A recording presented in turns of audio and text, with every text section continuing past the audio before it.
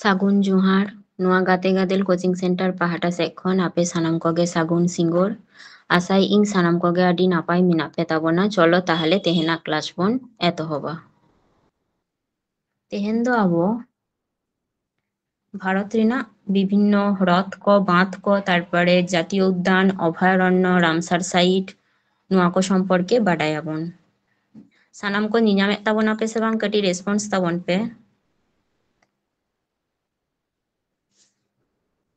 ᱧᱮᱞᱚᱜ ᱠᱟᱱᱟ ᱢᱮᱢ ᱦᱮᱸ ᱪᱚᱞᱚ ᱛᱮᱦᱮᱧ ᱫᱚ ᱛᱟᱦᱞᱮ ᱱᱤᱛᱚᱜ ᱫᱚ ᱟᱵᱚ ᱯᱳᱭᱞᱳ ᱟᱵᱚ ᱧᱮᱞᱟᱵᱚᱱ ᱡᱮ ᱵᱷᱟᱨᱚᱛ ᱨᱮᱱᱟᱜ ᱦᱨᱚᱫ ᱥᱚᱢᱯᱚর্কে ᱛᱟᱦᱞᱮ ᱦᱨᱚᱫ ᱫᱚ ᱟᱵᱚ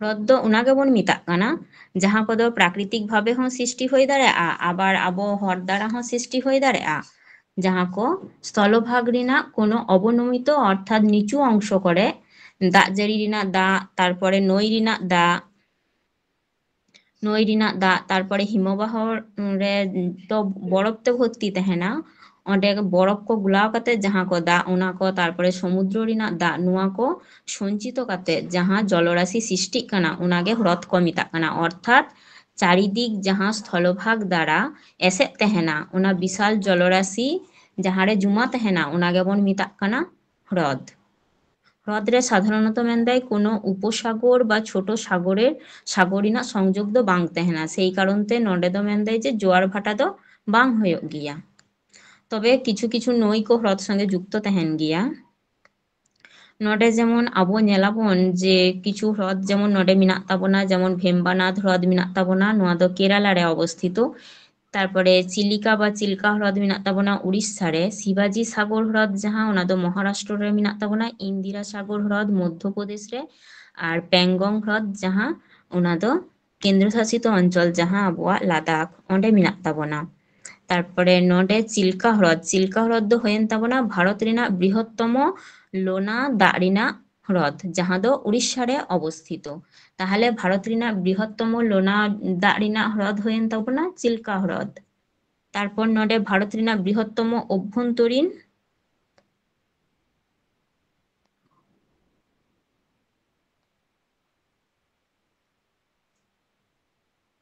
সম্বর হ্রদ যাহা ভারত রেনাক বৃহত্তম অভ্যন্তরীণ নোয়া হ লবণাক্ত হ্রদ গে যাহা দো রাজস্থান রে অবস্থিত আর লোনার হ্রদ নোয়া দো প্রাকৃতিক ভাবে যাহা সৃষ্ট মহারাষ্ট্র রে নোয়া হ লবণাক্ত দাগ রেনাক হ্রদ কান গিয়া আর যাহা ক্যাসপিয়ান সাগর নোয়া দো হয়েন তাবনা পৃথিবী রেনাক ঝতখন লবণাক্ত হ্রদ যাহা দো এশিয়া আর ইউরোপ তালারে ককেশাস পর্বতমালা খন দো পূর্ব সে আর স্টেপ আর মধ্য এশিয়া খন পশ্চিম সে নোয়া রেনাক অবস্থান তাহলে নডে যেমন নোয়া কো আবওয়াগ ইম্পর্টেন্ট কে তাবনা যে ভারত রেনাক বৃহত্তম লোনা দাগ রেনাক হ্রদ দো ওকারে মেনাক তাবনা নোয়া যেমন আবো চিল্কা হ্রদ হয়েন তাবনা উড়িষ্যা রে মেনাক তাবনা আর যদি কো লিয়া যে ভারত রেনাক অভ্যন্তরীণ ওনা দো সম্বার হ্রদ হয়েন তাবনা ওনা দো তাহলে রাজস্থান রে আর পৃথিবী রেনাক যদি লেয়াই তাহলে ওনা দো ক্যাসপিয়ান সাগর হয়েন তাবনা নডে যেমন আবওয়াগ মেনাক তাবনা কিছু মিষ্টি দাগ রেনাক হ্রদ যাহা কো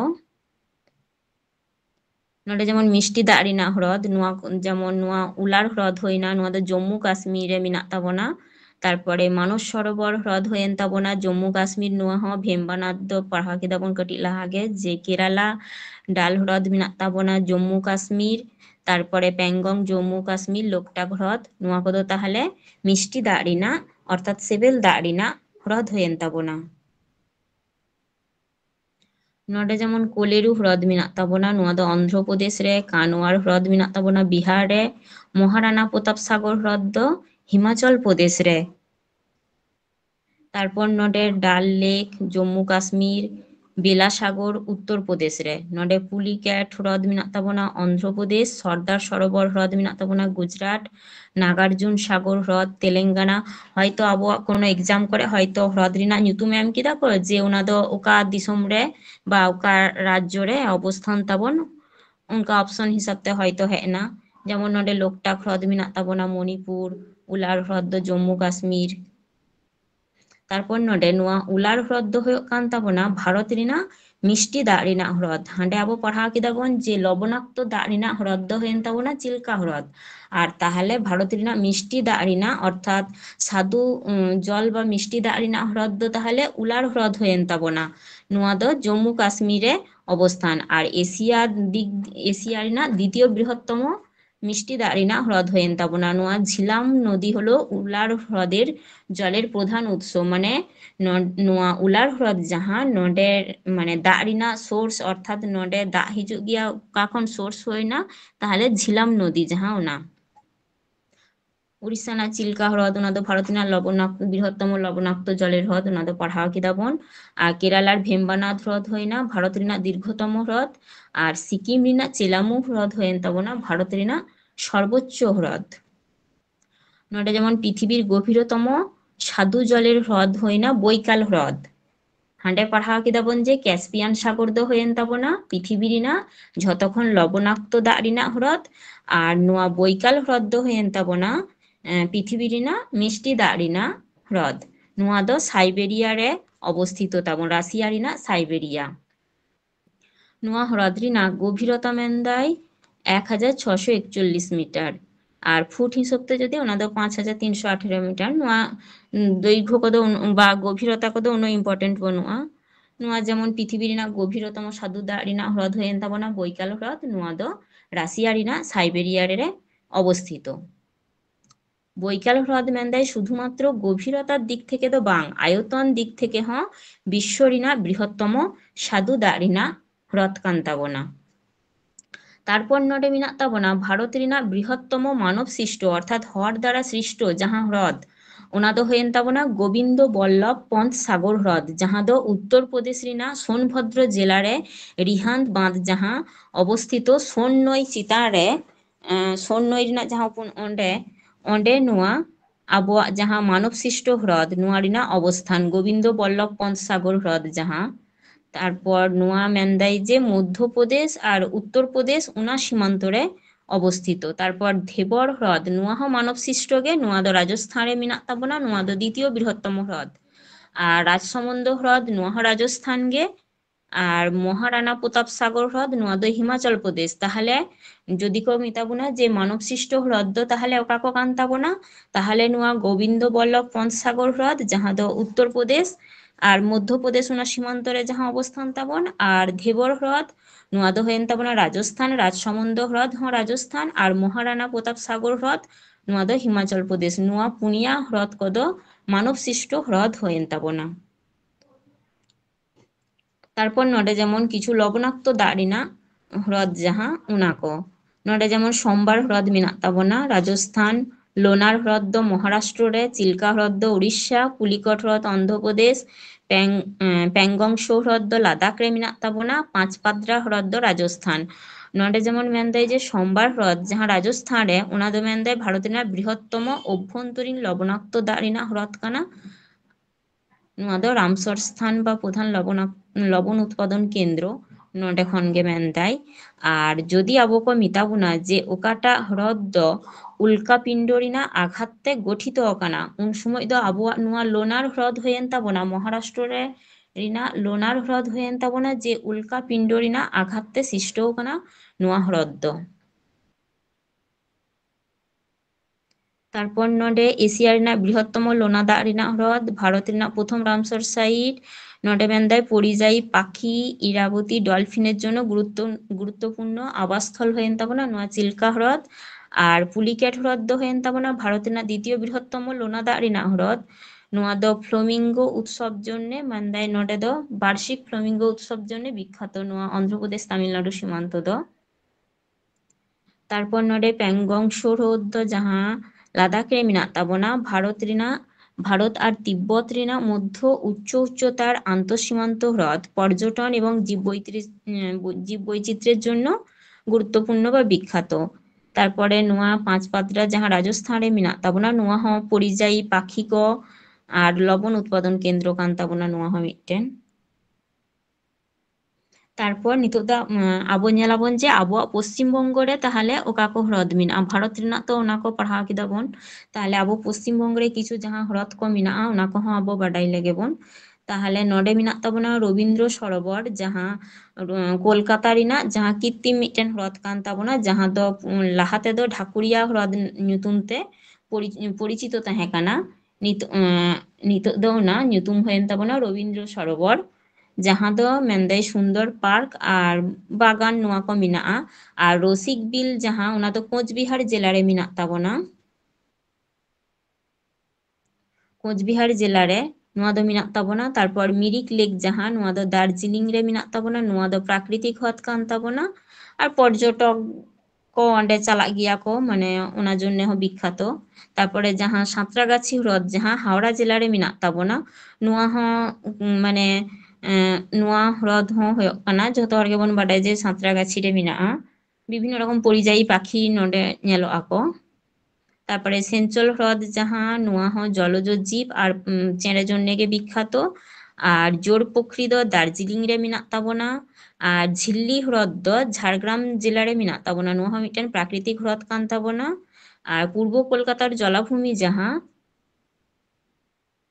ᱱᱚᱣᱟ ᱫᱚ ᱠᱳᱞᱠᱟতা ᱨᱮ ᱢᱮᱱᱟᱜ ᱛᱟᱵᱚᱱᱟ, ᱟᱨ ᱯᱩᱨᱩᱞᱤᱭᱟ ᱨᱮᱫᱚ ᱢᱮᱱᱟᱜ ᱛᱟᱵᱚᱱᱟ ᱥᱟᱦᱮᱵ ᱵᱟᱸᱫᱷ᱾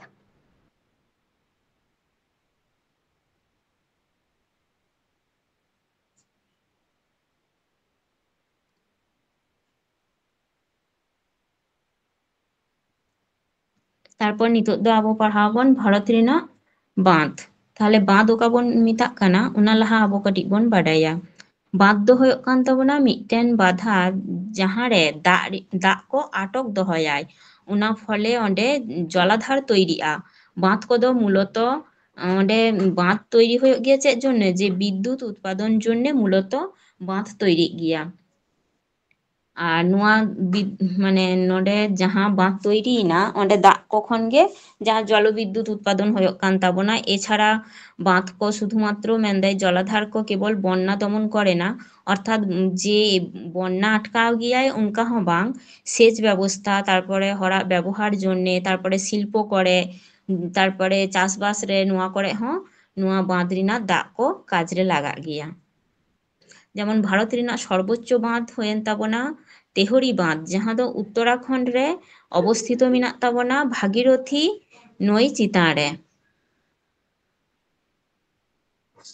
তারপর মেনাᱜ ᱛᱟᱵᱚᱱᱟ ভারত রিনাᱜ দীর্ঘতম বাঁধ, নোয়া ᱫᱚ হীরাকুদ বাঁধ ᱡᱟᱦᱟᱸ উড়িষ্যা রে মেনাᱜ ᱛᱟᱵᱚᱱᱟ, নোয়া ᱫᱚ মহানদী চিতান রে। আর নোয়া দৈর্ঘ্য কদো উনাᱹᱜ ইম্পর্টেন্ট বনুᱜ ᱛᱟᱵᱚᱱᱟ।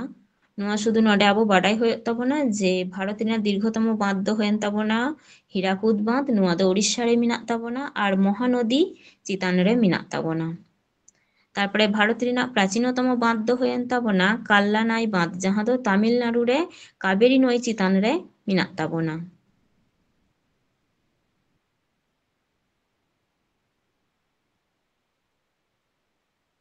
তাহলে কিছু যাহা কো ইম্পর্টেন্ট বাঁধ কো যাহা ওনা কো আবো নিতোᱜ ᱫᱚ ᱧᱮᱞ ᱞᱮᱜᱮ ᱵᱚᱱ।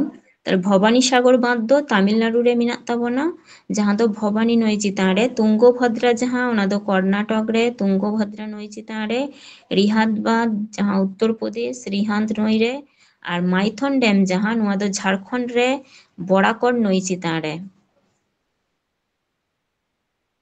নডে যেমন তুঙ্গভদ্রা তারপরে মাইথন ড্যাম নোয়া কো যেমন ইম্পর্টেন্ট গেতা বোনা। তারপরে মেট্টুর বাঁধ যেমন নোয়া ᱫᱚ তামিলনাড়ু রাজ্য রে মেনাᱜ ᱛᱟᱵᱚᱱᱟ আর কাবেরী নই চিতান রে। বিশালপুর বাঁধ নোয়া ᱫᱚ রাজস্থান রে বোনাস নই চিতান রে। আর কোয়না বাঁধ ᱫᱚ মহারাষ্ট্র রে কোয়না নই চিতান রে। ᱟᱵᱚ ᱯᱚᱥᱪᱤᱢ ᱵᱚᱝᱜᱚ ᱨᱮ ᱡᱟᱦᱟᱸ ᱵᱟᱸᱫᱷ ᱠᱚ ᱢᱮᱱᱟᱜᱼᱟ ᱚᱱᱟ ᱠᱚ ᱱᱤᱛᱚᱜ ᱫᱚ ᱟᱵᱚ ᱠᱟᱹᱴᱤᱡ ᱵᱟᱰᱟᱭᱟᱵᱚᱱ। দামোদর ভ্যালি কর্পোরেশন অর্থাৎ ডিভিসি, অনেক সময় আবোয়াᱜ মানে হিজুᱜ ᱜᱮᱭᱟ ᱡᱮ ডিভিসি ᱨᱮᱱᱟᱜ ᱯᱩᱨᱟᱹ ᱠᱟᱛᱷᱟ ᱪᱮᱫ ᱠᱟᱱᱟ। নোয়া ᱫᱚ ᱦᱩᱭᱱᱟ দামোদর ভ্যালি কর্পোরেশন, নোয়া ᱫᱚ পশ্চিম বঙ্গ আর ঝাড়খণ্ড রাজ্য ᱚᱸᱰᱮ ᱢᱮᱱᱟᱜᱼᱟ দামোদর নই চিতান রে। তারপরে দুর্গাপুর ব্যারেজ মেনাᱜ ᱛᱟᱵᱚᱱᱟ দুর্গাপুর পশ্চিম বর্ধমান, ᱡᱟᱦᱟᱸ ᱚᱸᱰᱮ দামোদর নই চিতান রেগে। ফারাক্কা ব্যারেজ মেনাᱜ ᱛᱟᱵᱚᱱᱟ মুর্শিদাবাদ রে গঙ্গা নই চিতান রে। মুকুটমণিপুর যাহা অᱸᱰᱮ যাহা ড্যাম বা বাঁধ মেনাᱜ ᱛᱟᱵᱚᱱᱟ ᱚᱱᱟ ᱫᱚ বাঁকুড়া রে কংসাবতী আর কুমারী নই ᱚᱱᱟ ᱱᱟᱹᱭ ᱠᱤᱱ ᱪᱮᱛᱟᱱ ᱨᱮ। তারপরে মুকুটমণিপুর ড্যাম ᱡᱟᱦᱟᱸ ᱚᱱᱟ ᱫᱚ খাতড়া সাব ডিভিশন বাঁকুড়া কংসাবতী নই চেতান রে।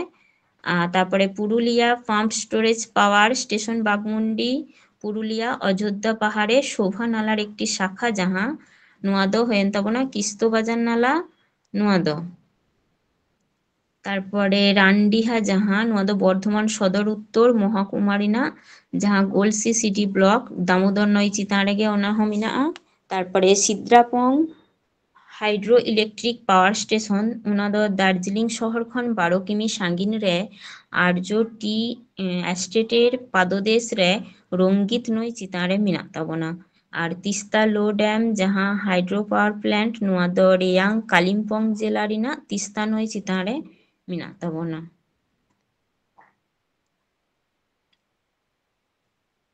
যেমন অনেক সময় ᱧᱩᱨᱩᱜ ᱛᱟᱵᱚᱱ ᱜᱮᱭᱟ ᱱᱚᱰᱮ যেমন মুকুটমণিপুর ড্যাম যাহা ᱚᱱᱟ ᱚᱠᱟ নই চিতান রে। তারপর নডে মেনাᱜ ᱛᱟᱵᱚᱱᱟ ফারাক্কা ব্যারেজ যাহা নোয়া যেমন মুর্শিদাবাদ নই চিতান রে।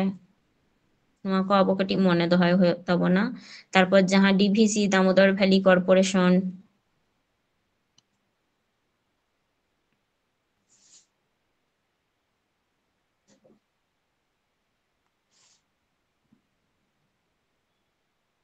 তারপর নিতোᱜ ᱫᱚ ᱟᱵᱚ ᱧᱮᱞᱟᱵᱚᱱ ᱡᱮ ᱵᱷᱟᱨᱚᱛ ᱨᱮᱱᱟᱜ ᱨᱟᱢᱥᱟᱨ সাইট। তাহলে রামসর সাইট ᱫᱚ ᱪᱮᱫ ᱵᱚᱱ ᱢᱮᱛᱟᱜ ᱠᱟᱱᱟ ᱚᱱᱟ ᱞᱟᱦᱟ ᱵᱚᱱ ᱧᱮᱞᱟ ᱡᱮ রামসর সাইট ᱫᱚ ᱦᱩᱭᱱᱟ ᱡᱮ জলাভূমি সংক্রান্ত মিটেন আন্তর্জাতিক চুক্তি বা কনভেনশন যাহা ᱫᱚ 1971 সালে ইরান রিনাᱜ রামসার শহরে হইলিনা। নোয়া ᱫᱚ মূলত জলাভূমি সংরক্ষণ আর টেকসই ব্যবহার জন্যে আন্তঃসরকার পরিবেশ রিনাᱜ মিটেন চুক্তি। নোয়া কনভেনশন ᱫᱚ দ্য কনভেনশন অন ওয়েটল্যান্ডস নামে হᱚᱸ ᱧᱩᱛᱩᱢ ᱛᱮᱦᱚᱸ পরিচিত মেনাᱜᱼᱟ। নডে যেমন বিশ্ব জলাভূমি দিবস প্রতি বছর 2রা ফেব্রুয়ারি পালন ᱦᱩᱭᱩᱜ ᱜᱮᱭᱟ। তাহলে নডে যেমন আবহাওয়া ইম্পর্টেন্ট মেনাᱜ ᱛᱟᱵᱚᱱᱟ যে বিশ্ব জলাভূমি দিবস ᱫᱚ ᱚᱠᱟ দিন পালন ᱦᱩᱭᱩᱜ ᱜᱮᱭᱟ। তাহলে নডে 2রা ফেব্রুয়ারি ᱦᱩᱭᱮᱱ ᱛᱟᱵᱚᱱᱟ বিশ্ব জলাভূমি দিবস। ভারত রিনাᱜ বৃহত্তম রামসর সাইট ᱫᱚ ᱦᱩᱭᱮᱱ ᱛᱟᱵᱚᱱᱟ পশ্চিমবঙ্গ রিনাᱜ সুন্দরবন জলাভূমি যাহা ᱫᱚ 4220 বর্গ কিমি এলাকা জুড়ে মেনাᱜᱼᱟ। তারপর ভারত রিনাᱜ ঝতখন ছোট রামসর সাইট ᱫᱚ ᱦᱩᱭᱮᱱ ᱛᱟᱵᱚᱱᱟ হিমাচল প্রদেশ রিনাᱜ রেণুকা জলভূমি নোয়া রিনাᱜ 0.2 বর্গ কিমি নোয়া এলাকা জুড়ে মেনাᱜᱼᱟ।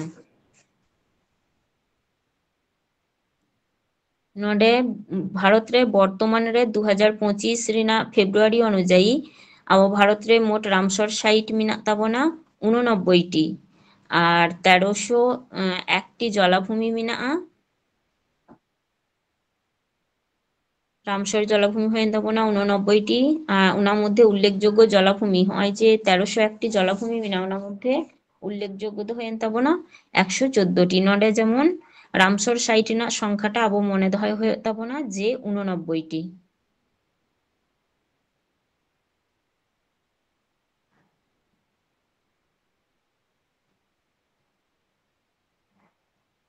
তাহলে নডে আবো ᱧᱮᱞ ᱞᱮᱜᱮ ᱵᱚᱱ তাহলে রাজ্য অনুযায়ী রাজ্য বা কেন্দ্রশাসিত অঞ্চল ওকা করে ওকা রামসর সাইট কো মেনাᱜ ᱛᱟᱵᱚᱱᱟ। নডে যেমন ঝাড়খণ্ড রে দো মিটটেন গে মেনাᱜ ᱛᱟᱵᱚᱱᱟ উদওয়া হ্রদ। তারপর কর্ণাটক রে দো পুনিয়া রামসার সাইট মেনাᱜ ᱛᱟᱵᱚᱱᱟ। রঙ্গনাথিটু পাখি অভয়ারণ্য অঙ্ক সমুদ্র পাখি অভয়ারণ্য বা সংরক্ষণাগার আকনাসিনী মোহনা মাগাদিকেরে সংরক্ষণাগার।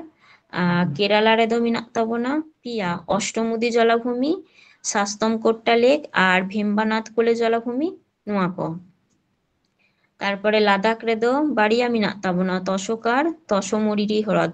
নোয়া ᱧᱩᱛᱩᱢ ᱠᱚᱫᱚ ᱩᱱᱟᱹᱜ ᱢᱚᱱᱮ ᱵᱟᱝ ᱫᱚᱦᱚ ᱞᱮ ᱨᱮᱦᱚᱸ ᱡᱮ ᱚᱠᱟ ᱠᱚ রাজ্য রে তিনক গান কাতে মেনাᱜᱼᱟ ওনা সংখ্যা কো কাটি মনে দহো লেখান ভাগে হয়ে তাবনা। মধ্যপ্রদেশ রে দো মোড়ে গটে মেনাᱜ ᱛᱟᱵᱚᱱᱟ ভোজ জলাভূমি সখ্য সাগর শিরপুর লেক যশবন্ত সাগর তাওয়া জলাধার নোয়া কো। তারপর মহারাষ্ট্র রে দো হয়েন তাবনা পিয়া লোনার হ্রদ নান্দুর মাধবেশ্বর থানে ক্রিক নোয়া কো। আর মণিপুর রে দো মেনাᱜ ᱛᱟᱵᱚᱱᱟ লোকটাক হ্রদ। টোটাল রামসার সাইট মেনাᱜ ᱛᱟᱵᱚᱱᱟ 89টি। তারপর মিজোরাম রে মেনাᱜ ᱛᱟᱵᱚᱱᱟ ᱯᱟᱞᱟ জলাভূমি মিটটেন গে। উড়িষ্যা রেᱫᱚ মেনাᱜ ᱛᱟᱵᱚᱱᱟ 6টি।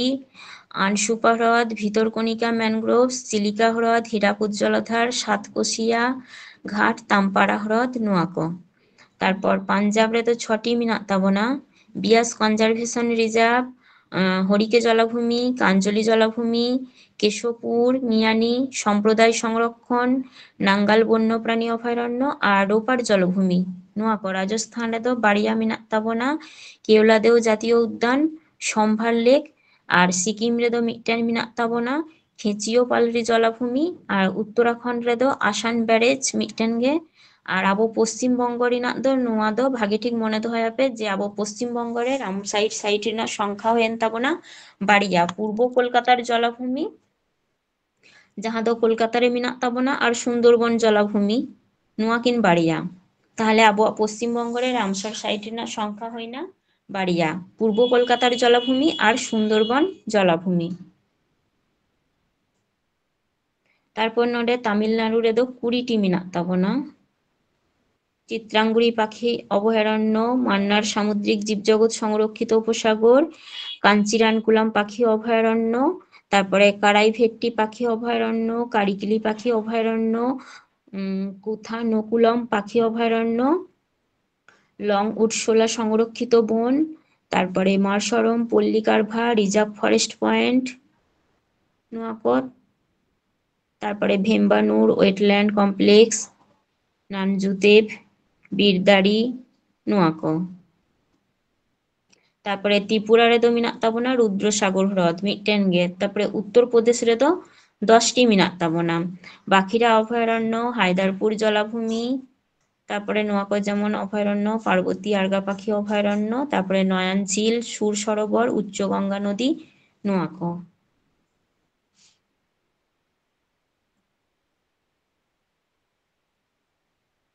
অন্ধ্রপ্রদেশ রে মেনাᱜ ᱛᱟᱵᱚᱱᱟ কোলেরু হ্রদ, আসাম রে মেনাᱜ ᱛᱟᱵᱚᱱᱟ মিটটেন দীপর বিল, তারপরে বিহারে পিয়া মেনাᱜ ᱛᱟᱵᱚᱱᱟ কানওয়ার লেক, নাগি পাখির অভয়ারণ্য আর নাকটি লেক। তারপরে গোয়া রেদো মিটটেন মেনাᱜ ᱛᱟᱵᱚᱱᱟ নন্দা হ্রদ, গুজরাট রেদো পুনিয়া মেনাᱜ ᱛᱟᱵᱚᱱᱟ খিজাদিয়া, নল সরোবর, থোল লেক, ওয়াদভানা জলাভূমি নোয়া ᱠᱚ। হরিয়ানা রেদো বাড়িয়া মেনাᱜ ᱛᱟᱵᱚᱱᱟ সুলতানপুর জাতীয় উদ্যান আর বিন্দাবাস বন্যপ্রাণী অভয়ারণ্য। হিমাচল প্রদেশ রেদো পিয়া মেনাᱜ ᱛᱟᱵᱚᱱᱟ চন্দ্রতাল, পংড্যাম লেক বন্যপ্রাণী অভয়ারণ্য, রেণুকা লেক। তারপরে জম্মু কাশ্মীর রেদো হোকারসার জলাভূমি, হাইগাম জলাভূমি নডে যেমন সংরক্ষণাগার, তারপরে সাল্লাবাগ জলাভূমি, মানসার, সুরিনসার বন্যপ্রাণী অভয়ারণ্য আর উলার হ্রদ। নিতোᱜ ᱫᱚ ᱟᱵᱚ বায়োস্ফিয়ার রিজার্ভ ᱡᱟᱦᱟᱸ ᱚᱱᱟ সম্পর্কে বাড়াᱭᱟᱵᱚᱱ।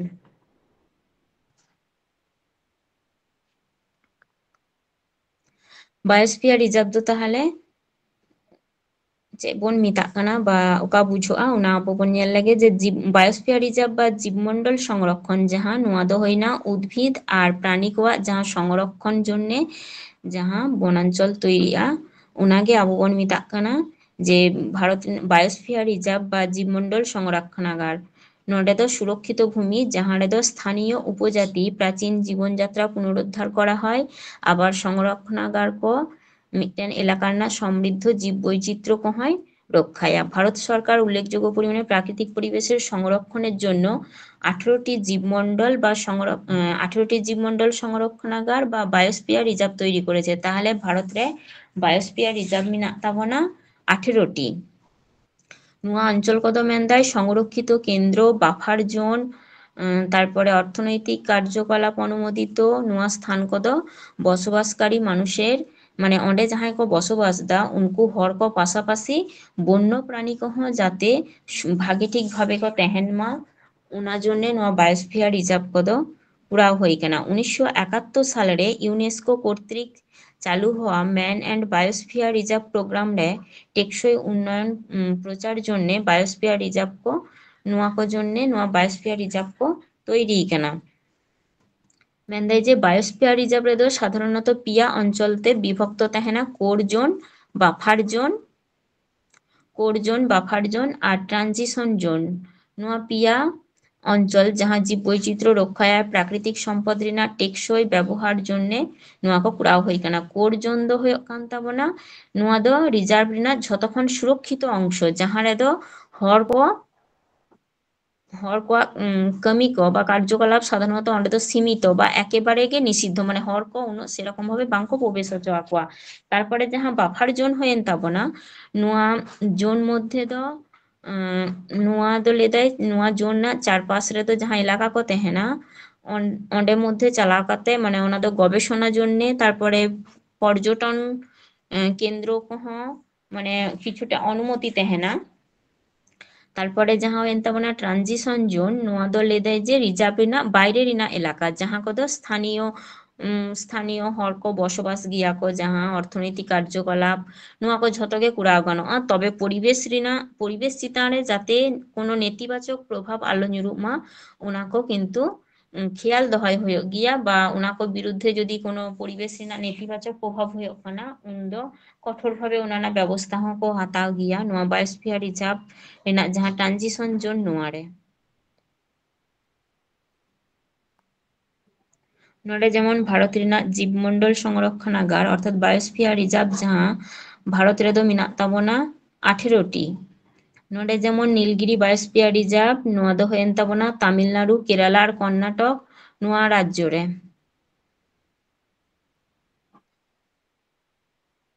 তারপরে ᱱᱚᱣᱟ প্রথম তৈরি লেনা যতক্ষণ ভারত রেনাᱜ প্রথম তাহলে বায়োস্ফিয়ার রিজার্ভ ᱫᱚ ᱦᱩᱭᱮᱱ ᱛᱟᱵᱚᱱᱟ নীলগিরি বায়োস্ফিয়ার রিজার্ভ যাহা ᱫᱚ 1986 সাল রে গঠন লেনা। তারপর নন্দা দেবী বায়োস্ফিয়ার রিজার্ভ ᱱᱚᱣᱟ ᱫᱚ 1988 সাল রে রাজ্য ᱫᱚ উত্তরাখণ্ড। তারপরে নকরেক বায়োস্ফিয়ার রিজার্ভ যাহা 1988 সাল রে ᱱᱚᱣᱟ ᱫᱚ মেঘালয় রাজ্য রে মেনাᱜ ᱛᱟᱵᱚᱱᱟ। গ্রেট নিকোবর বায়োস্ফিয়ার রিজার্ভ যাহা ᱫᱚ 1989 সাল রে গঠন লেনা যাহা ᱫᱚ আন্দামান আর নিকোবর দ্বীপপুঞ্জ নডে মেনাᱜᱼᱟ। ᱱᱚᱣᱟ আয়তন ᱠᱚᱫᱚ ᱩᱱᱟᱹᱜ ᱴᱟ ᱫᱚ ᱵᱟᱝ ইম্পর্টেন্ট ᱜᱮ ᱛᱟᱵᱚᱱᱟ। নডে যেমন নীলগিরি বায়োস্ফিয়ার রিজার্ভ ᱱᱚᱣᱟ ᱠᱚ ᱚᱠᱟ রাজ্য আর সাল ᱠᱚ হয়তো অনেক সময় এম গᱮᱭᱟ ᱠᱚ ᱚᱱᱟ ᱠᱟᱹᱴᱤᱡ ᱵᱟᱰᱟᱭ ᱞᱮᱠᱷᱟᱱ ᱜᱮᱵᱚᱱ ᱦᱩᱭᱩᱜ ᱛᱟᱵᱚᱱᱟ।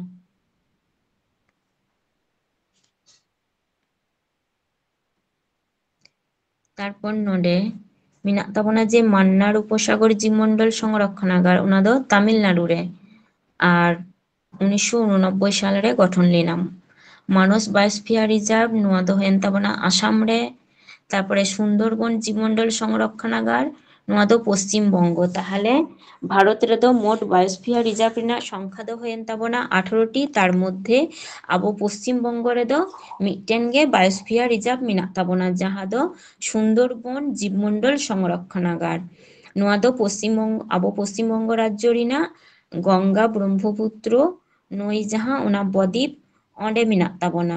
তারপর সিমলিপাল বায়োস্ফিয়ার রিজার্ভ ᱫᱚ 1994 সাল রে যাহা ᱫᱚ উড়িষ্যা রে মেনাᱜ ᱛᱟᱵᱚᱱᱟ। আর ডিব্রু সাইখোয়া বায়োস্ফিয়ার রিজার্ভ ᱱᱚᱣᱟ ᱫᱚ 1997 সাল রে গঠন লেনা ᱱᱚᱣᱟ ᱫᱚ আসাম রে মেনাᱜ ᱛᱟᱵᱚᱱᱟ। তারপরে দেহাং দিবাং বায়োস্ফিয়ার রিজার্ভ যাহা 1998 সাল রে গঠন লেনা ᱱᱚᱣᱟ ᱫᱚ অরুণাচল প্রদেশ রে।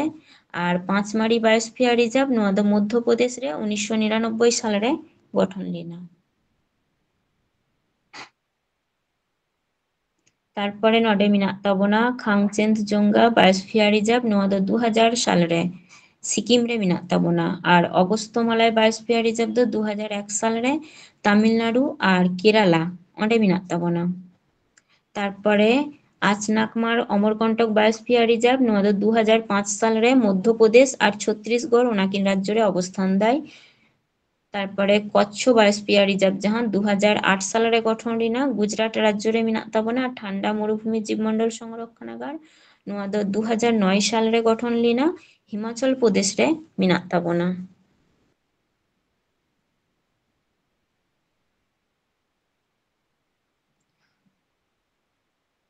তারপর নডে শেষাচলম পাহাড় জীবমণ্ডল সংরক্ষণাগার ᱱᱚᱣᱟ ᱫᱚ 2010 সাল রে অন্ধ্রপ্রদেশ রাজ্য রে মেনাᱜ ᱛᱟᱵᱚᱱᱟ। আর পান্না বায়োস্ফিয়ার রিজার্ভ 2011 সাল রে মধ্যপ্রদেশ রে ᱱᱚᱣᱟ ᱫᱚ মেনাᱜ ᱛᱟᱵᱚᱱᱟ। নডে মেন্দাই যে সুন্দরবন বায়োস্ফিয়ার রিজার্ভ হলো ভারতের পশ্চিমবঙ্গ রাজ্যের একটি মাত্র বায়োস্ফিয়ার রিজার্ভ। তাহলে আবো পশ্চিমবঙ্গ রাজ্য রিনা সুন্দরবন বায়োস্ফিয়ার রিজার্ভ হয় না, একমাত্র বায়োস্ফিয়ার রিজার্ভ। ইউনেস্কো 1987 সালে সুন্দরবনকে ওয়ার্ল্ড হেরিটেজ সাইট হিসাবে অন্তর্ভুক্ত করেন। তাহলে সুন্দরবন ওয়ার্ল্ড হেরিটেজ সাইট হিসাবে আখ্যা করেন লিদা তিন সালরে যে 1987 সালরে নুয়া আবু ভাগে ঠিক মনে হয় তাবনা। ভারত ᱨᱮᱱᱟᱜ প্রথম বায়োস্ফিয়ার রিজার্ভ ᱫᱚ ᱦᱩᱭᱮᱱ ᱛᱟᱵᱚᱱᱟ নীলগিরি বায়োস্ফিয়ার রিজার্ভ, যাহা ᱫᱚ তামিলনাড়ু, কর্ণাটক আর কেরালা নোয়া পিয়া রাজ্য মধ্যে অবস্থান দেয়। নিতোᱜ ᱫᱚ ᱟᱵᱚ ᱧᱮᱞᱟᱵᱚᱱ ᱡᱮ ᱵᱷᱟᱨᱚᱛ ᱨᱮᱱᱟᱜ ᱡᱟᱛᱤᱭᱚ উদ্যান আর অভয়ারণ্য নোয়া ᱠᱚ। তাহলে জাতীয় উদ্যান ᱫᱚ ᱪᱮᱫ ᱠᱟᱱᱟ ᱚᱱᱟ ᱞᱟᱦᱟ ᱵᱟᱰᱟᱭ ᱞᱮᱜᱮ ᱵᱚᱱ ᱡᱮ ᱵᱷᱟᱨᱚᱛ ᱨᱮᱱᱟᱜ জাতীয় উদ্যান ᱫᱚ ᱦᱩᱭᱩᱜ ᱠᱟᱱ ᱛᱟᱵᱚᱱᱟ যে মিᱫᱴᱮᱱ সুরক্ষিত এলাকা ᱡᱟᱦᱟᱸ ᱨᱮᱫᱚ ᱥᱚᱨᱠᱟᱨᱟᱜ ᱢᱟᱞᱤᱠᱟᱱᱟধᱤᱱ ᱚᱱᱟ ᱫᱚ ᱛᱟᱦᱮᱱᱟ। আর অন্ডের মধ্যে জীববৈচিত্র্য প্রাকৃতিক পরিবেশ সংরক্ষণ জন্য মানে আলাদাভাবে ভাগ মানে ব্যবস্থা হাতাও ᱦᱩᱭᱩᱜ ᱜᱮᱭᱟ। আর নোয়া উদ্যান ᱠᱚ বন্যপ্রাণী উদ্ভিদ বন্যপ্রাণী ᱠᱚ উদ্ভিদ ᱠᱚ যাতে ভাগে ঠিক ভাবে অᱸᱰᱮ উনকুᱣᱟᱜ বাসস্থান জন্যে মানে উপযুক্ত পরিবেশ তৈরি গানোᱜ মা। আর মানুষ আবো হড় কোᱣᱟᱜ যাহা ক্রিয়াকলাপ যেমন শিকার, বন উজাড়, অনেক সময় যেমন বন কোকো ধ্বংসয়া শিল্পায়ন নোয়া কোদো অᱸᱰᱮ ᱫᱚ নিষিদ্ধ তাহেনা। অᱸᱰᱮ ᱫᱚ শুধুমাত্র বন্যপ্রাণী আর উদ্ভিদ কো যাতে ঠিকঠাক ভাবে বন্যপ্রাণী কহᱚᱸ অᱸᱰᱮ ঠিকঠাক ভাবে কো বাস দাড়ᱮᱜ ᱢᱟ। আর তারপরে উদ্ভিদ কহᱚᱸ যাতে ঠিকঠাক অᱸᱰᱮ উনকু মানে ওনা পরিবেশটা অনকা ভাবে গে তৈরি ᱦᱩᱭᱩᱜᱼᱟ যাতে দাড়ে কহᱚᱸ ঠিকঠাক ᱦᱩᱭᱩᱜ ᱢᱟ। ওনা জন্য অᱸᱰᱮ ᱫᱚ হড়াᱜ ক্রিয়াকলাপ যাহা শিকার তারপরে বন উজাড় শিল্পায়ন নোয়া কোদো বন্ধ তাহেনা। জাতীয় উদ্যান কোদো জীববৈচিত্র্য সংরক্ষণ বিপন্ন প্রজাতি রক্ষা মানে জাহাই প্রজাতি কো আবোয়াগ নোয়া মানে ইয়ে খন চাবাᱜ কানা কো আস্তে আস্তে উনকুᱣᱟᱜ মানে উপস্থিতি কো বাং ᱧᱮᱞᱚᱜ ᱠᱟᱱᱟ ᱚᱱᱠᱟᱱ ᱠᱚ ᱯᱨᱟণী বা অনকান ᱠᱚ উদ্ভিদ ᱠᱚ উনকু নᱰᱮ সংরক্ষণ কাতে মানে ভাগে ভাবে যাতে উনকু বাড়হাও দাᱲᱮᱜ ᱢᱟᱠᱚ বা ᱦᱩᱭᱩᱜ ᱢᱟᱠᱚ ᱚᱱᱟ ᱨᱮᱱᱟᱜ ব্যবস্থা হাতাও ᱦᱩᱭᱩᱜ ᱜᱮᱭᱟ। নোয়া উদ্যান কোদো মেন্দাই জনসাধারণ জন্য বিনোদন শিক্ষা এবং গবেষণার সুযোগও প্রদান অনেক মানে বিনোদন জন্য তারপরে গবেষণার জন্য তারপরে শিক্ষামূলক যাহা কো ওনা কো জন্য নোয়া দো মেন্দাই সুযোগ সুযোগ ᱧᱟᱢᱚᱜᱼᱟ নোয়া জাতীয় উদ্যান করে। তারপর নিতোᱜ ᱫᱚ ᱟᱵᱚ ᱧᱮᱞ ᱞᱮᱜᱮ ᱵᱚᱱ ᱡᱮ অভয়ারণ্য।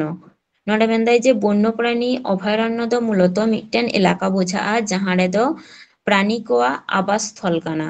ᱡᱟᱦᱟᱸ রেদᱚ প্রাণী কো মানে উনকুᱣᱟᱜ বাসস্থান ᱨᱮᱱᱟᱜ জায়গা আর ওনা আশপাশ রেᱱᱟᱜ এলাকা কো যাতে কোনো ধরনের ঝামেলা আলো ᱦᱩᱭᱩᱜ ᱢᱟ ওনা জন্য সুরক্ষিত তাহেন গিয়া। আর ওনা অঞ্চল করে দো উনকু প্রাণী কো জাহাই কো তাহেনা উনকু সাপ বা গয় বা শিকার ওনা কো কঠোর ভাবে নিষিদ্ধ তাহেনা।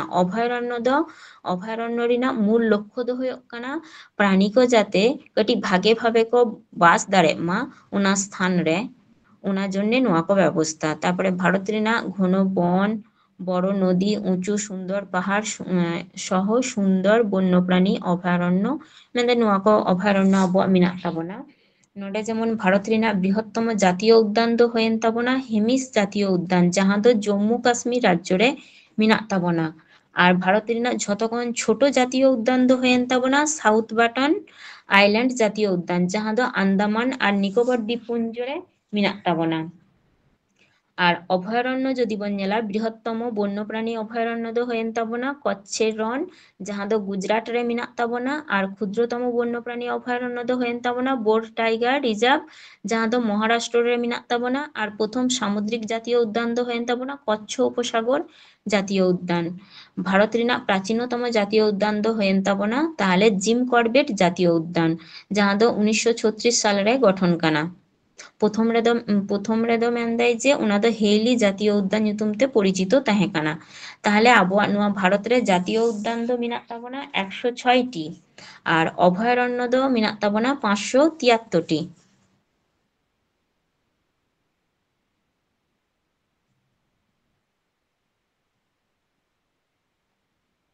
ᱱᱚᱰᱮ ᱡᱮᱢᱚᱱ ᱠᱤᱪᱷᱩ ᱤম্ᱯᱚর্ᱴᱮন্ট ᱡᱟᱦᱟᱸ জাতীয় উদ্যান কো ওনা কো আবো কাটিᱡ ᱵᱚᱱ ᱧᱮᱞᱟ।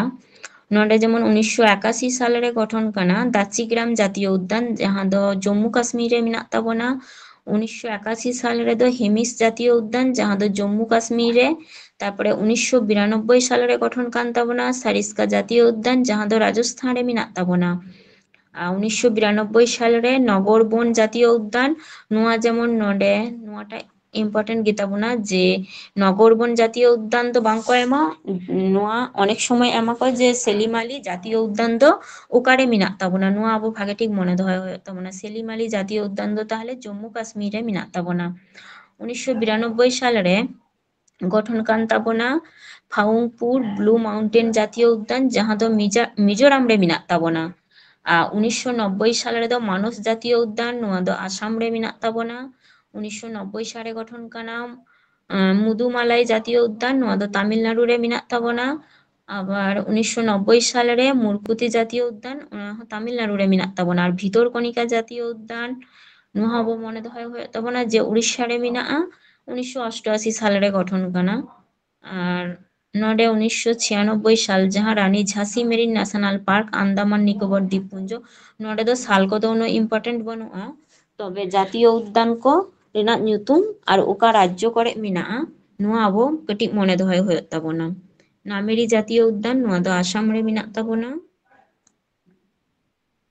তারপরে আবুয়াগ পশ্চিম বঙ্গ রেদো তিনাᱹᱜ গান জাতীয় উদ্যান মেনাᱜᱼᱟ ওনা নিতোᱜ দো আবো বন ᱧᱮᱞᱟ। তাহলে আবুয়াগ পশ্চিম বঙ্গ রেদো প্রথম মেনাᱜ তাবনা সুন্দরবন জাতীয় উদ্যান যাহা দো ক্যানিং রে মেনাᱜᱼᱟ আর 1984 সালে রে গঠন কানা। বক্সা টাইগার রিজার্ভ নোয়া দো আলিপুরদুয়ার জেলা রে মেনাᱜ তাবনা। 1983 সাল রে গরুমারা জাতীয় উদ্যান জলপাইগুড়ি রে মেনাᱜ তাবনা। 1992 সালে গঠন কানা নেওড়াভেলি জাতীয় উদ্যান নোয়া দো কালিম্পং। 1986 সাল সিঙ্গালীলা জাতীয় উদ্যান যাহা দো দার্জিলিং রে মেনাᱜ তাবনা। 1992 সালে রে গঠন কান তাবনা জলদাপাড়া জাতীয় উদ্যান নোয়া দো আলিপুরদুয়ার 1941 সাল রে। তাহলে নোয়া কো ছটি হয়েন তাবনা আবো পশ্চিমবঙ্গ রেনাᱜ জাতীয় উদ্যান। পশ্চিমবঙ্গ রেনাᱜ জাতীয় উদ্যান তাহলে হয়েন তাবনা ছটি। তারপর নোয়া দো অভয়ারণ্য কান তাবনা চাপড়ামারি অভয়ারণ্য নোয়া দো মেনাᱜ তাবনা জলপাইগুড়ি রে 1976 সালে গঠন কান তাবনা। চিন্তামণিকর পাখি অভয়ারণ্য নোয়া দো নদিয়া রে মেনাᱜ তাবনা 1940 সাল রে গঠন কান তাবনা। তারপর মেনাᱜ তাবনা বেথুয়া দহরি বন্যপ্রাণী অভয়ারণ্য নোয়া দো নদিয়া। বিভূতিভূষণ বন্যপ্রাণী অভয়ারণ্য নোয়া দো উত্তর 24 পরগনা। তারপরে হ্যালিডে দ্বীপ বন্যপ্রাণী অভয়ারণ্য নোয়া দো দক্ষিণ 24 পরগনা রে 1976 সালে গঠন কানা। আর লথিয়ান দ্বীপ বন্যপ্রাণী অভয়ারণ্য যাহা নোয়া দক্ষিণ 24 পরগনা রেগে 1976 সালে। রায়গঞ্জ বন্যপ্রাণী অভয়ারণ্য নোয়া দো উত্তর দিনাজপুরে 1974 সালে। আর রমনা বাগান বন্যপ্রাণী অভয়ারণ্য নোয়া দো পূর্ব বর্ধমান জেলারে মেনাᱜ তাবনা 1981 সালে গঠন কানা। আর সজনখালি বা সজনেখালি বন্যপ্রাণী অভয়ারণ্য যাহা নোয়া দো দক্ষিণ 24 পরগনা রে মেনাᱜ তাবনা 1976 সালে গঠন কানা। আর সেঞ্চল বন্যপ্রাণী অভয়ারণ্য নোয়া দো দার্জিলিং রে মেনাᱜ তাবনা দার্জিলিং জেলা রে 1915 সাল রে গঠন কান তাবনা। তাহলে আবো ᱧᱮᱞ ᱠᱮᱫᱟ ᱵᱚᱱ ᱡᱮ আর পশ্চিমবঙ্গ রেনাᱜ অভয়ারণ্য দো হয়েন তাবনা 10টি। তাহলে নডে পশ্চিমবঙ্গ রেনাᱜ অভয়ারণ্য দো হয়েন তাবনা 10টি আর জাতীয় উদ্যান দো হয়েন তাবনা 6টি।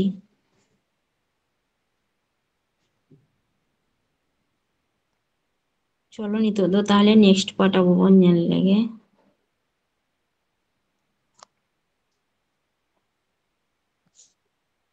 চলো নিতোᱜ দো তাহলে আবো প্রশ্ন কো ᱧᱮᱞᱟᱵᱚᱱ। নডে 1 নম্বরে মেনাᱜ তাবনা বিশ্ব জলাভূমি দিবস দো ওকা দিন রে পালন ᱦᱩᱭᱩᱜ ᱜᱮᱭᱟ। নডে প্রথম অপশন মেনাᱜ তাবনা 5 জুন তারপর মেনাᱜ তাবনা 2 ফেব্রুয়ারি তারপর 1 ডিসেম্বর তারপর মেনাᱜ তাবনা 22 এপ্রিল। লেই তাবন পে ওকাটাᱜ ᱦᱩᱭᱩᱜ ᱛᱟᱵᱚᱱᱟ। সেকেন্ড ফেব্রুয়ারি হয় 2 ফেব্রুয়ারি দো তাহলে হয়েন তাবনা বিশ্ব জলাভূমি দিবস আর নোয়া 5ই জুন দো তাহলে বিশ্ব পরিবেশ দিবস। হ্যাঁ বিশ্ব পরিবেশ দিবস আর 1 ডিসেম্বর দো एड्स दिवस ᱦᱮᱸ ᱵᱤᱥᱥᱚ ᱮᱰᱥ ᱫᱤᱵᱚᱥ ᱦᱩᱭᱮᱱ ᱛᱟᱵᱚᱱᱟ ᱟᱨ 22 এপ্রিল ᱫᱚ ᱛᱟᱦᱞᱮ ᱱᱚᱣᱟ ᱫᱚ ᱦᱩᱭᱮᱱ ᱛᱟᱵᱚᱱᱟ ᱫᱷᱚরিত্রী দিবস 22 এপ্রিল ᱱᱚᱣᱟ ᱦᱚᱸ ইম্পর্টেন্ট ᱜᱮ ᱛᱟᱵᱚᱱᱟ অনেক সময় ᱧᱩᱨᱩᱜ ᱜᱮᱭᱟ 5ই জুন ᱫᱚ ᱛᱟᱦᱞᱮ ᱦᱩᱭᱮᱱ ᱛᱟᱵᱚᱱᱟ বিশ্ব পরিবেশ দিবস 2 ফেব্রুয়ারি হুয়েন তাবনা বিশ্ব জলাভূমি দিবস আর 1 ডিসেম্বর হুয়েন তাবনা বিশ্ব এড দিবস আর 22 এপ্রিল হুয়েন তাবনা বিশ্ব ধরিত্রী দিবস তারপর আবহাওয়া 12 নম্বরে মেনাᱜ ᱛᱟᱵᱚᱱᱟ ভারত ᱨᱮᱱᱟᱜ বৃহত্তম লবণাক্ত দাᱜ ᱨᱮᱱᱟᱜ হ্রদ ᱫᱚ ᱚᱠᱟᱴᱟᱜ ᱠᱟᱱ ᱛᱟᱵᱚᱱᱟ প্রথম মেনাᱜ ᱛᱟᱵᱚᱱᱟ চিল্কা হ্রদ তারপর মেনাᱜ ᱛᱟᱵᱚᱱᱟ উলার হ্রদ তারপর ক্যাসপিয়ান সাগর মেনাᱜ ᱛᱟᱵᱚᱱᱟ তারপর লোকটাক হ্রদ মেনাᱜ ᱛᱟᱵᱚᱱᱟ ᱚᱠᱟᱴᱟᱜ ᱦᱩᱭᱩᱜ ᱛᱟᱵᱚᱱᱟ ᱞᱟᱹᱭ ᱛᱟᱵᱚᱱ ᱯᱮ ক্যাসপিয়ান সাগর চিল্কা হ্রদ ম্যাম হয় ভারত ᱨᱮᱱᱟᱜ বৃহত্তম লবণাক্ত দাᱜ ᱨᱮᱱᱟᱜ হ্রদ ᱫᱚ ᱦᱩᱭᱮᱱ ᱛᱟᱵᱚᱱᱟ চিল্কা হ্রদ ᱡᱟᱦᱟᱸ ᱫᱚ উড়িষ্যা রাজ্য ᱨᱮ অবস্থান তাবন আর নডে উলার হ্রদ ᱫᱚ ᱦᱩᱭᱮᱱ ᱛᱟᱵᱚᱱᱟ ভারত ᱨᱮᱱᱟᱜ ᱜᱮ ᱚᱱᱟ ᱫᱚ মিষ্টি দাᱜ ᱨᱮᱱᱟᱜ হ্রদ ᱦᱩᱭᱮᱱ ᱛᱟᱵᱚᱱᱟ ᱡᱟᱦᱟᱸ ᱫᱚ জম্মু কাশ্মীর রে ᱱᱚᱣᱟ ᱨᱮᱱᱟᱜ অবস্থান ᱫᱚ আর ক্যাসপিয়ান সাগর ᱫᱚ ᱦᱩᱭᱩᱜ ᱠᱟᱱ ᱛᱟᱵᱚᱱᱟ পৃথিবী ᱨᱮᱱᱟᱜ বৃহত্তম লবণাক্ত দাᱜ ᱨᱮᱱᱟᱜ হ্রদ ক্যাসপিয়ান সাগর ᱱᱚᱣᱟ ᱫᱚ ᱟᱵᱚᱣᱟᱜ ᱤউᱨᱳᱯ ᱟᱨ ᱮᱥᱤᱭᱟ ᱚᱱᱟ ᱛᱟᱞᱟᱨᱮ ᱢᱮᱱᱟᱜ ᱛᱟᱵᱚᱱᱟ ᱟᱨ ᱞᱳᱠᱴᱟᱠ ᱦᱨᱚᱫ ᱱᱚᱣᱟ ᱫᱚ ᱢᱤষ্টি দাᱜ ᱨᱮᱱᱟᱜ হ্রদ ᱠᱟᱱᱟ ᱱᱚᱣᱟ ᱫᱚ মণিপুর রে মেনাᱜ ᱛᱟᱵᱚᱱᱟ তারপর নডে 3 নম্বরে মেনাᱜ ᱛᱟᱵᱚᱱᱟ যে ভারত ᱨᱮᱱᱟᱜ বৃহত্তম মানব সৃষ্ট হ্রদ ᱫᱚ ᱚᱠᱟᱴᱟᱜ ᱵᱚᱱ ᱢᱮᱛᱟᱜ ᱠᱟᱱᱟ নডে প্রথম মেনাᱜ ᱛᱟᱵᱚᱱᱟ ধেবর হ্রদ রাজসমুন্দ্র হ্রদ গোবিন্দ বল্লভ পন্ত সাগর হ্রদ সে মহারানা প্রতাপ সাগর হ্রদ অকাটাᱜ ᱦᱩᱭᱩᱜ ᱛᱟᱵᱚᱱᱟ গোবিন্দ বল্লভ পন্ত হ্যাঁ গোবিন্দ বল্লভ পন্ত সাগর হ্রদ নডে যাহা ধেবর হ্রদ রাজসমুন্দ্র হ্রদ গোবিন্দ বল্লভ পন্ত সাগর হ্রদ তারপরে মহারানা প্রতাপ সাগর হ্রদ নোয়া কো ঝতগে ᱦᱩᱭᱮᱱ ᱛᱟᱵᱚᱱᱟ মানব সৃষ্ট হ্রদ নোয়া যেমন ধেবর হ্রদ আর রাজসমুন্দ্র হ্রদ ᱫᱚ মেনাᱜ ᱛᱟᱵᱚᱱᱟ রাজস্থান রে ᱦᱩᱭᱮᱱ ᱛᱟᱵᱚᱱᱟ আর নোয়া যাহা মহারানা প্রতাপ সাগর হ্রদ নোয়া ᱫᱚ হিমাচল প্রদেশ রে ᱦᱩᱭᱮᱱ ᱛᱟᱵᱚᱱᱟ আর গোবিন্দ বল্লভ পন্ত সাগর হ্রদ নোয়া ᱫᱚ তাহলে নোয়া ᱫᱚ উত্তর প্রদেশ রে ᱦᱩᱭᱮᱱ ᱛᱟᱵᱚᱱᱟ তারপর নডে 4 নম্বরে মেনাᱜ তাবনা যে সুন্দরবনকে কত সালে ওয়ার্ল্ড হেরিটেজ সাইট আখ্যা দেওয়া হয় 1887 সে 1987 সে 2003 সে 2001 1987 হ্যাঁ নোয়া তাহলে সুন্দরবনকে ওয়ার্ল্ড হেরিটেজ সাইট নোয়া ᱫᱚ 1987 হুয়েন তাবনা তারপর নডে মেনাᱜ তাবনা 5 নম্বরে ভারত রেনাᱜ বৃহত্তম জাতীয় উদ্যান ᱫᱚ অকাটাᱜ কান তাবনা হিমস জাতীয় উদ্যান হ্যাঁ হেমিস তাহলে নোয়া ᱫᱚ ᱦᱩᱭᱮᱱ ᱛᱟᱵᱚᱱᱟ হেমিস জাতীয় উদ্যান তারপর নডে পৃথিবী রেনাᱜ গভীরতম স্বাদু দাᱜ রেনাᱜ হ্রদ ᱫᱚ অকাটাᱜ কান তাবনা চিল্কা হ্রদ উলার হ্রদ ক্যাসপিয়ান সাগর হ্রদ বৈকাল হ্রদ বৈকাল হ্রদ বৈকাল হ্রদ ম্যাম হ্যাঁ বৈকাল হ্রদ নোয়া ᱫᱚ তাহলে হুয়েন তাবনা পৃথিবী রেনাᱜ গভীরতম স্বাদু দাᱜ রেনাᱜ হ্রদ তাহলে নোয়া ᱫᱚ বৈকাল হ্রদ হুয়েন তাবনা নোয়া ᱫᱚ রাশিয়া রেনাᱜ সাইবেরিয়া রে অবস্থান চিল্কা হ্রদ তো আবো বাডাই কিদাবন লাহাতে যে উড়িষ্যা রে উলার হ্রদ বাডাই কিদাবন জম্মু কাশ্মীর ক্যাসপিয়ান সাগর দ উত্তর প্রদেশ রে তারপরে নডে মেন দেয় যে 7 নম্বরে সজনখালি বন্যপ্রাণী অভয়ারণ্য দ ওকারে মেনাᱜ তাবনা দক্ষিণ নডে 24 পরগনা হ্যাঁ দক্ষিণ 24 পরগনা রে মেনাᱜ ᱛᱟᱵᱚᱱᱟ আর তাহলে পূর্ব বর্ধমান রে যাহা মেনাᱜ ᱛᱟᱵᱚᱱᱟ ᱚᱱᱟ ᱨᱮᱱᱟᱜ ᱧᱩᱛᱩᱢ ᱫᱚ ᱪᱮᱫ ᱛᱟᱵᱚᱱ পূর্ব বর্ধমান রে ᱫᱚ ᱦᱩᱭᱮᱱ ᱛᱟᱵᱚᱱᱟ তাহলে ওনা ᱫᱚ ᱦᱩᱭᱩᱜ ᱠᱟᱱ ᱛᱟᱵᱚᱱᱟ রমনা বাগান যাহা বন্যপ্রাণী অভয়ারণ্য আর ইয়ে যাহা আবো জলপাইগুড়ি ᱫᱚ তাহলে চাপড়ামারি যাহা বন্যপ্রাণী অভয়ারণ্য ওনা ᱦᱩᱭᱮᱱ ᱛᱟᱵᱚᱱᱟ আর নদিয়া রে ᱫᱚ মেনাᱜ ᱛᱟᱵᱚᱱᱟ মিটেন ᱫᱚ চিন্তামণিকর অভয়ারণ্য মেনাᱜ ᱛᱟᱵᱚᱱᱟ আর মিটেন ᱫᱚ মেনাᱜ ᱛᱟᱵᱚᱱᱟ বেথুয়া ডহরি বন্যপ্রাণী অভয়ারণ্য তারপরে নডে 8 নম্বরে মেনাᱜ ᱛᱟᱵᱚᱱᱟ যে ভারত রে রামসর সাইট রেনাᱜ সংখ্যা তিনো 62 89 হ্যাঁ 89 তাহলে হুয়েন তাবনা ভারত রে রামসর সাইট রেনাᱜ সংখ্যা তারপরে ᱱᱚᱰᱮ ᱢᱮᱱᱫᱟᱭ ᱡᱮ ভারতের বায়োস্ফিয়ার রিজার্ভ ᱨᱮᱱᱟᱜ সংখ্যা ᱛᱤᱱᱟᱹᱜ? 12টি, 17টি, 19টি, 18টি? 18টি 18টি 18টি। আর ᱟᱵᱚ ᱯᱚᱥᱪᱤᱢ ᱵᱚᱝᱜᱚ ᱨᱮᱫᱚ ᱛᱤᱱᱟᱹᱜ ᱢᱮᱱᱟᱜᱼᱟ? 6টি হ্যাঁ, বাং, বায়োস্ফিয়ার রিজার্ভ। বায়োস্ফিয়ার 10টি ᱡᱟᱦᱟᱸ ᱥᱩᱱᱫᱚᱨᱵᱚᱱ ᱚᱱᱟ ᱥᱩᱱᱫᱚᱨᱵᱚᱱ বায়োস্ফিয়ার রিজার্ভ ᱚᱱᱟ ᱫᱚ ᱢᱤᱫᱴᱮᱱ ᱜᱮ ᱢᱮᱱᱟᱜ ᱛᱟᱵᱚᱱᱟ। জাতীয় উদ্যান 6টি ᱢᱮᱱᱟᱜ ᱛᱟᱵᱚᱱᱟ ᱟᱵᱚᱣᱟᱜ ᱯᱚᱥᱪᱤᱢ ᱵᱚᱝᱜᱚ ᱨᱮ, ᱟᱨ অভয়ারণ্য ᱫᱚ 10টি। ᱱᱚᱣᱟ ᱫᱚ বায়োস্ফিয়ার রিজার্ভ।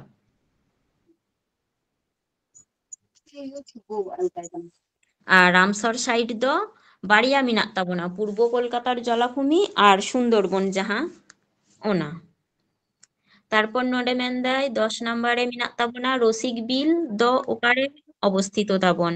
হাওড়া, কোচবিহার, পুরুলিয়া, কলকাতা, ᱚᱠᱟᱨᱮ? কোচবিহার। হ্যাঁ, ᱱᱚᱰᱟ রসিক বিল ᱫᱚ ᱛᱟᱦᱞᱮ কোচবিহার ᱨᱮ ᱦᱩᱭᱮᱱ ᱛᱟᱵᱚᱱᱟ ᱱᱚᱣᱟᱴᱟᱜ ᱚᱯᱥᱚᱱ। ᱟᱨ ᱛᱟᱦᱞᱮ হাওড়া ᱨᱮᱫᱚ ᱪᱮᱫ ᱢᱮᱱᱟᱜ ᱛᱟᱵᱚᱱᱟ? হাওড়া রেদো মেনাᱜ তাবোনা সাঁতরাগাছি হ্রদ যাহা ওনা। আর পুরুলিয়া রেদো মেনাᱜ তাবোনা সাহেব বাঁধ। কলকাতা রেদো মেনাᱜ তাবোনা পূর্ব কলকাতা রেনাᱜ যাহা জলাভূমি ওনা। তারপর নোডে মেনদাই যে মাইথন ড্যাম দো ওকারে মেনাᱜ তাবোনা? মাইথন ড্যাম ওকারে মেনাᱜ তাবোনা? ঝাড়খণ্ড, উড়িষ্যা, উত্তরাখণ্ড, তামিলনাড়ু। ওকারে মেনাᱜ তাবোনা? ঝাড়খণ্ড ঝাড়খণ্ড রে। তাহলে ওকা নই চিতান রে মেনাᱜ তাবোনা মাইথন ড্যাম দো? বরাকর। বরাকর বরাকর নই চিতান রে, ঝাড়খণ্ড রে মেনাᱜ তাবোনা। আর তাহলে উড়িষ্যা রেনাᱜ যাহা উড়িষ্যা রেদো চেᱫ মেনাᱜ ᱛᱟᱵᱚᱱᱟ? ভারত রেনাᱜ যাহা দীর্ঘতম বাঁধ হীরাকুদ মেনাᱜ তাবোনা, ওনা দো যেমন মহানদী চিতান রে মেনাᱜ তাবোনা, ওনা দো ᱦᱩᱭᱮᱱ ᱛᱟᱵᱚᱱᱟ উড়িষ্যা। আর উত্তরাখণ্ড রেদো আবুয়াᱜ তেহরি বাঁধ যাহা ওনা ᱦᱩᱭᱮᱱ ᱛᱟᱵᱚᱱᱟ ভাগীরথী নই চিতান রে। আর তামিলনাড়ু রেদো ᱦᱩᱭᱮᱱ ᱛᱟᱵᱚᱱᱟ কান্নালাই বাঁধ যাহা ওনা ওনা দো ᱦᱩᱭᱮᱱ ᱛᱟᱵᱚᱱᱟ কাবেরী নই চিতান রে।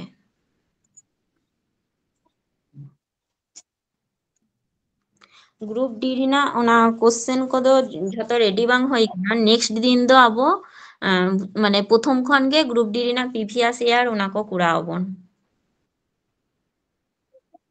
ᱡᱟᱦᱟᱸᱭᱟᱜ ᱡᱩᱫᱤ ᱡᱟᱦᱟᱱᱟᱜ ᱞᱟᱹᱭ ᱨᱮᱱᱟᱜ ᱢᱮᱱᱟᱜ ᱛᱟᱯᱮ ᱠᱷᱟᱱ ᱞᱟᱹᱭ ᱛᱟᱵᱚᱱ ᱯᱮ। ᱪᱚᱞᱚ ᱛᱟᱦᱞᱮ ᱛᱮᱦᱮᱧᱟᱜ ᱠᱞᱟᱥ ᱫᱚ ᱱᱚᱰᱮ ᱜᱮ ᱢᱩᱪᱟᱹᱫ ᱟᱵᱚᱱ। ᱥᱟᱱᱟᱢ ᱠᱚᱜᱮ ᱥᱟᱹᱜᱩᱱ ᱧᱤᱫᱟᱹ।